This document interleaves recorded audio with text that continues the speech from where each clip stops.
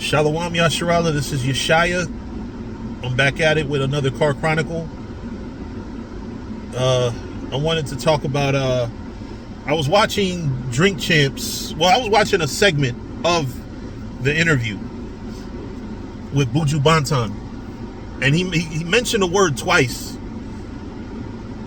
that says, basically the word is Stalwarts. So it made me look it up because that's a word I've seen it. I just never really took the time out to. I've always used context clues to basically guess what the word means. And come to find out, my guess was absolutely correct.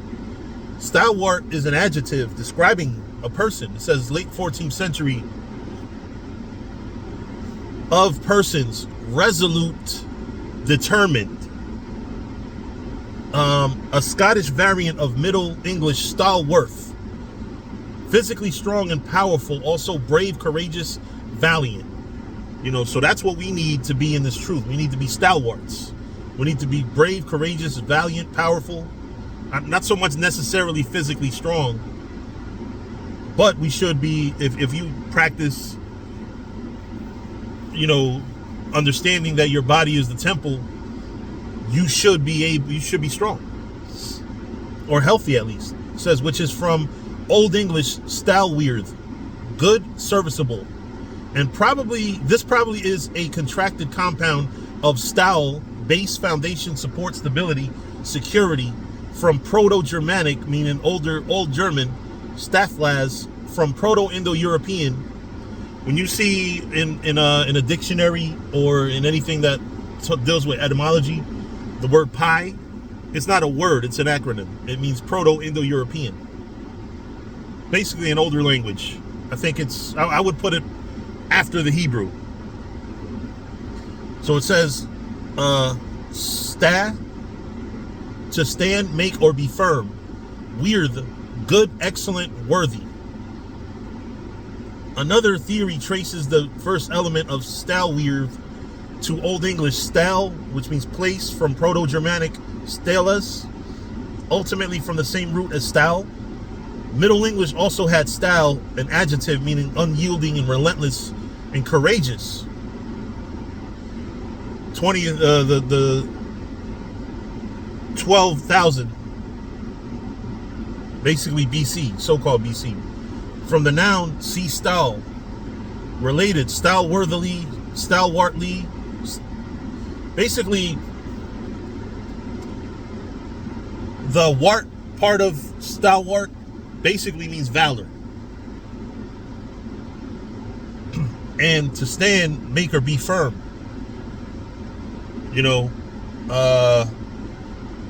So given that, reading that, I wanted to go back to reading a scripture, 2nd Ezra 2:47. So he answered and said unto me, it is the Son of the Most High, whom they have confessed in the world. Then began I greatly to commend them that stood so stiffly for the name of the Lord.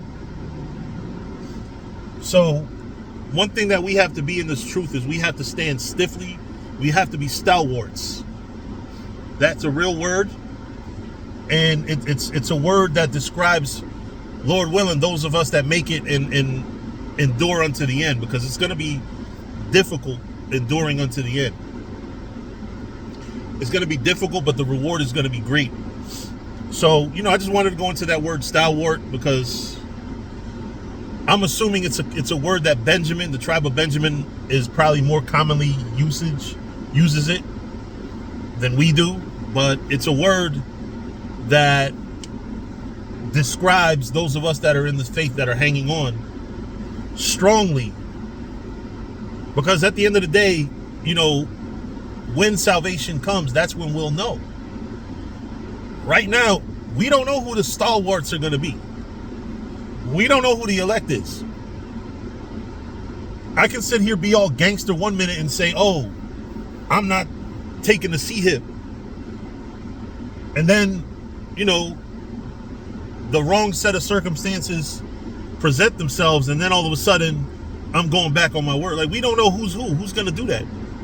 We don't know who's going to, even brothers that believe that the C-hip is not the MOTB. in that day, those brothers might really be like, oh, snap. GMS was right all this time. So I don't care if what camp you part of, you can still be a stalwart. You just might have to see certain things or maybe some, independent study. But I would say that a lot of you brothers, once you see how mandatory the C-hip is going to be, that's probably when you're going to realize, and it won't be too late. You won't take it. I fully believe that a lot of these brothers that don't believe that will believe it in that day.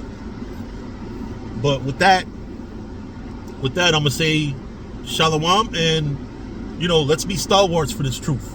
Shalom.